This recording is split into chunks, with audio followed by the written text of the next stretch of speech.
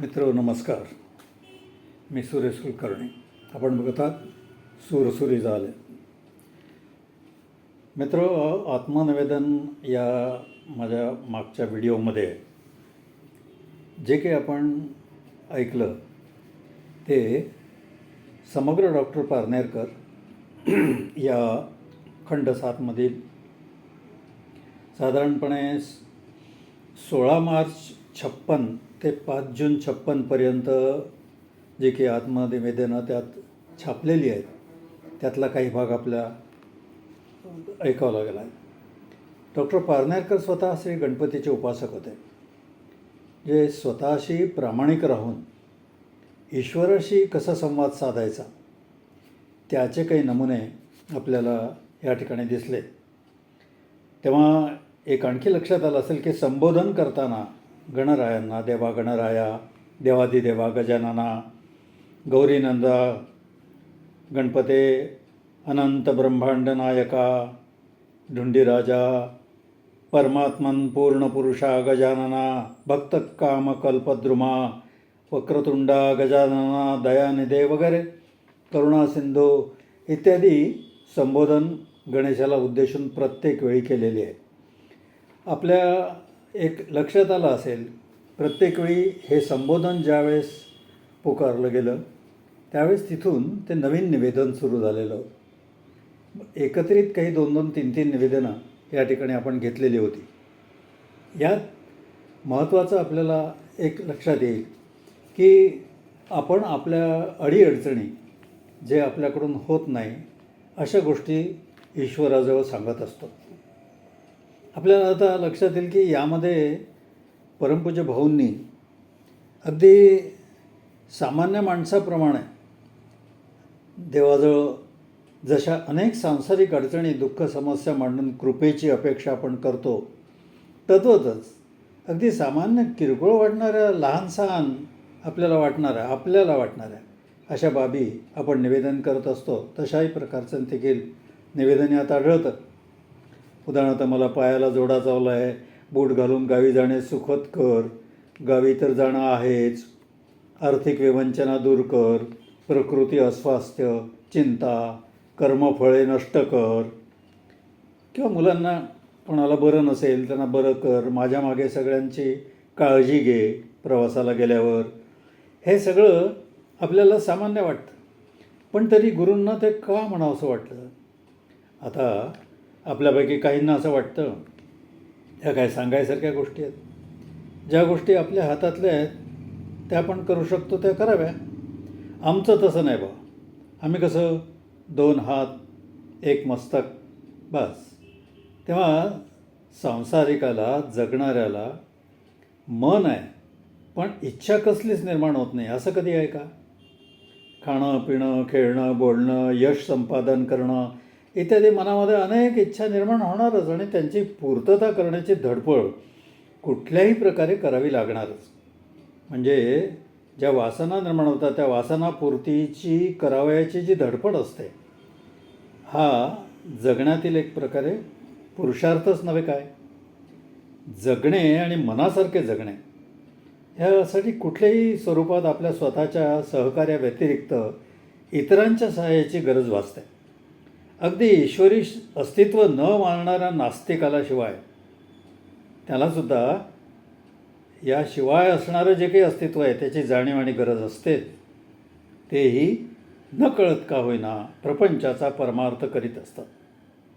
अस्तित्व असलेल्या मानवाजवळ सहाय्य मागत असतं, परंतु अमुक एखादी गोष्ट आपल्या हातून घडणे कदापिही शक्य नाही असं वाटूनही ती कशी घडली याचं श्रेय तो कोणाला मात्र म्हणजे देवाला देऊ इच्छित नाही.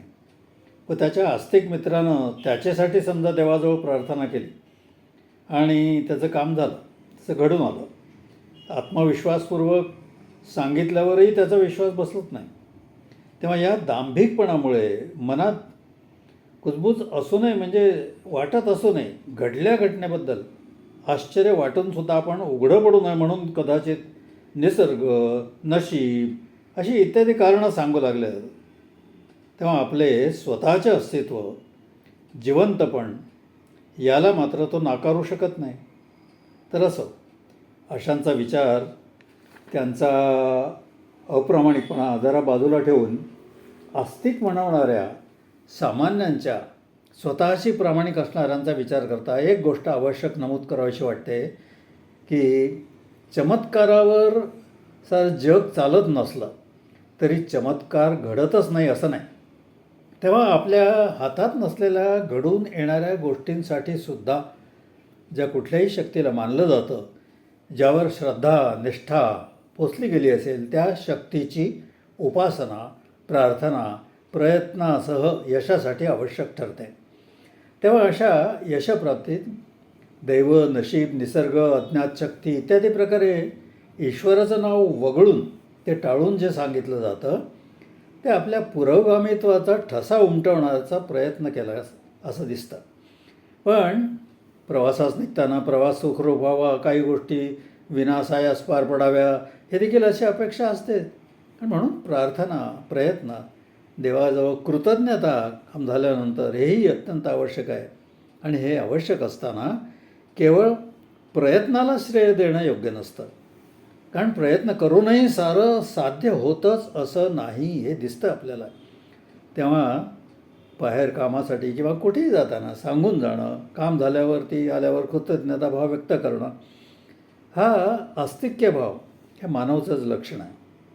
तेव्हा अन्य काही होत नसलं तरी हा भार व्यक्त होण्यानं मनातील घुसमट मात्र कमी होतं की नाही, भार हलका होतो, मन मोकळं होतं. म्हणून आस्तिकाला सगुण उपासनेची, स्वतःसाठी देवासाठी नव्हे, देवाला कसलीच गरज नाही आहे, स्वतःसाठी गरज आहे. तेव्हा आपल्याला गरज असल्यामुळे आपण उपासना करणं हे गरजेचं ठरतं किंवा प्रार्थना करणं हे गरजेचं ठरतं. मोठमोठ्या महानुभावांनी, महात्मा गांधींपासून अनेक थोरांनी मोठ्यांनी प्रार्थना केलेल्या आहेत. कारण त्याची भावना, आपण प्रार्थना करतो म्हणजे तो ऐकतो, म्हणजे त्याला कान असले पाहिजेत. आपल्या अवस्थेची त्याला दया येते म्हणजे त्याला हृदय असलं पाहिजे. तो पाहतो म्हणजे त्याला डोळे असले पाहिजेत. तेव्हा अशा भूमिकेतून सगुण साकार मूर्तीपूजन संभवतं. निराकाराजवळ काय सांगणार? तसंच सकल इच्छापूर्तीनंतर सगुणाकडून निर्गुणाकडे जाण्याचा प्रवास सुरू झाला म्हणजे निष्कामता किंवा निरीच्छ भाव असा शिल्लक राहतो. म्हणजे सकामतेकडून, तिच्या पूर्तीकडून निष्काम भक्तीचा प्रारंभ असा होता असं म्हणायला हरकत नाही. तेव्हा सुरुवातीस उपासक असलेला भक्त होण्याकडे वळतो. उपासक जो असतो तो भक्त होण्याकडे वळतो. त्याला तू व मी काही वेगळं नाही, ही अद्वैताची अनुभूती येते. हे संत सज्जन सांगून गेलेच की देव पहाया गेलो, देवच होऊन बसलो. हीच ती माणसाचा देव व नराचा नारायण होणं नव्हे का? म्हणून दांभिक, अहंकारी, आस्तिक वा नास्तिक ह्याच्यापेक्षाही भोळ्या बाबड्यांना ईश्वर पावतो हे दिसतं, असंच नाही का? तेव्हा उद्बोधक असे विचार ज्यावेळेस आपल्या मनात येतात तेही ईश्वराजवळ बोलून दाखवणं हे जमलंच पाहिजे. तेव्हा परमपूज्य महाराज गणेशाला गुरुपद प्राप्त झाल्यानंतर सुद्धा सामान्य माणसाप्रमाणे अगदी मोकळेपणानं अडीअडचणी काय असतील ते टाळण्यासाठी आपल्या हातातल्या गोष्टींसाठी देखील अगदी प्रार्थना त्यांना करावी लागते. शिष्याला गुरुनी कितीही सांगितलं की अरे बाबा, ही देवाची कृपा आहे, जे तुला यश आलं काय जे असेल ते, तरी पण शिष्य ऐकत नाही. ते देवामुळे आलं, देवाची तुझ्यावर कृपा आहे. आणि गुरुपद जे परमपूज्य भाऊंनी स्वीकारलं होतं हे श्री गणेशाच्या आज्ञेने स्वीकारलं होतं. त्यांच्या निवेदनामध्ये अनेक वेळा हा उल्लेख आलेला आहे. श्री गणरायाचं त्यांना 2-3-4 वेळा दर्शन झालेलं आहे. अगदी पूर्ण मूर्त हुबेहूब दर्शन झालं, त्याचा उल्लेख केलेला आहे. तेव्हा ज्यावेळेस शिष्यमंडळी महाराजांना भेटतात आणि महाराजांना एक सिद्धपुरुष म्हणून आणि गुरु म्हणून भेटल्यानंतर आपलं काम झाल्यावर ज्यावेळेस म्हणतात की महाराज ही आपली कृपा आहे, तेव्हा महाराज म्हणतात अरे तुझ्यामुळे जे काही तुला यश मिळालेलं आहे ते माझी कृपा नाही, देवाची कृपा आहे हे म्हण. तेव्हा तरीसुद्धा ते म्हणतात नाही महाराज हा तुमचा विनय आहे. आता या बाबतीमध्ये ते एकदा ते असंच म्हणाले, त्यांनी उदाहरण देऊन सांगितलं होतं. तेव्हा असं जेव्हा म्हणतात त्यावेळेस ते म्हणाले मला म्हणावं लागतं अरे बाळ माझा विनय आहे असं तू म्हणतोस म्हणजे मी खोटं बोलतो आहे हे तुला म्हणायचं आहे, हे तुझ्या लक्षात येत नाही. तेव्हा अशी गुरुबाजीवरती जसे टीका सोडले जातात की नाही तशी शिष्यबाजी ही लक्षात येत असते. त्या शिष्यबाजीबद्दल कोणी बोलतच नाही. थोडक्यात आपलं कोणी या धावपळीच्या जगामध्ये कोणी ऐकत नसेल, वेळ नसेल तर मूर्तीजवळ म्हणजे नास्तिक म्हणतात तसं दगडाजवळ मन मोकळं झाल्याचं, भार कमी झाल्याचं होणारं समाधान काय कमी आहे? अजिबात नाही. तर यात सामान्यप्रमाणे गुणदोषच आहेत का? तेव्हा नाही. तेव्हा साधक बाधक मनात आलेले विचार देखील आहेत. मित्र, ही निवेदनं इतकी प्रभावी आणि उद्बोधक आहेत, काही शिकण्यासारखे आहेत की काय काय विचार आपल्या मनामध्ये येतो ते आपण सर्वच विचार म्हणजे साधक बाधक अगदी ज्ञानप्राप्त झाल्यासारखे असे विचार असे देखील आपण कधी बोलून दाखवतो का ते ईश्वराजवळ? नाही ना. फक्त आपल्या अडचणी आणि संकट हेच आपण सांगत असतो की नाही. तेव्हा असेही काही या ठिकाणी निवेदनं आहेत की ज्यामध्ये त्यांना काही ज्ञानप्राप्ती झाली, जो विचार सुचला आणि तो देखील त्यांनी श्री गणेशाजवळ सांगितला आहे. ज्यावेळेला श्री गणेशाने त्यांना गुरुपद स्वीकारायला सांगितलं त्यावेळेला माझ्याकडनं कसं होईल वगैरे त्यांचा संवाद झालेला आहे. हे आपलं त्यांच्या चरित्रात वाचायला मिळतं. त्या संवादामध्ये परमपूज्य भाऊंनी काही अटी घातल्यात. श्री गणेशाजवळ सांगितलं की श्री गणेशा भगवंता आजचा काळ हा तुला माहिती आहे कसा आहे. नास्तिकतेकडे वळणारी माणसं आणि उपासना करायला सांगितल्यानंतर त्यांना सोवळं ओवळं तर सोडाच, परंतु उपासनेवरती श्रद्धा निष्ठा, गुरुवरती निष्ठा श्रद्धा सोडाच, ही कधी आणि कशी काय बसणार? मी जर सांगितलं, मला असं वाटतं की आजच्या काळाला अनुसरून जे काही 5-10 मिनटाची उपासना ही तुझ्या आज्ञेप्रमाणे मी त्यांना त्यांच्या उपास्य दैवतेची करायला सांगेन. मग त्यांनी ते नियमितपणे नियमित वेळेला, मग त्यावेळेला ते कुठेही असोत, मग जरी पायात बूट असतील किंवा आणखी कोणत्या ठिकाणी प्रवासात असतील, ते कुठल्याही परिस्थितीत त्यांना करायची परवानगी असावी. अशा अनेक अटी भाऊंनी गणेशाजवळ बोलून दाखवल्या. तुम्हाला काय वाटतं श्री गणेशाने काय म्हटलं असेल? तेव्हा ही निवेदनं बरीच आहेत.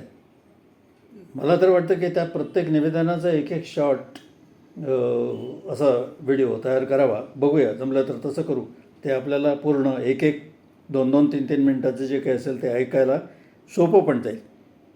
तेव्हा अशा पद्धतीनं गुरुपद प्रदान केल्यावरती आणि भाऊंनी अटी सांगितल्यानंतर श्री गणेशाने भाऊंजवळ काय सांगितलं असावं?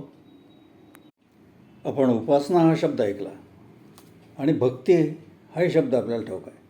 उपासना आणि भक्ती याच्यामध्ये निश्चितच फरक आहे, पण आपण भक्तीलाही उपासना म्हणतो आणि उपासनेलाही भक्ती म्हणतो. भक्त ही शेवटची, विभक्त नव्हे तो आणि मी एकच, ही स्थिती यायला फार वेळ लागतो. उपासका संसारी माणसाला भक्त होणं किती कठीण असतं माहिती आहे?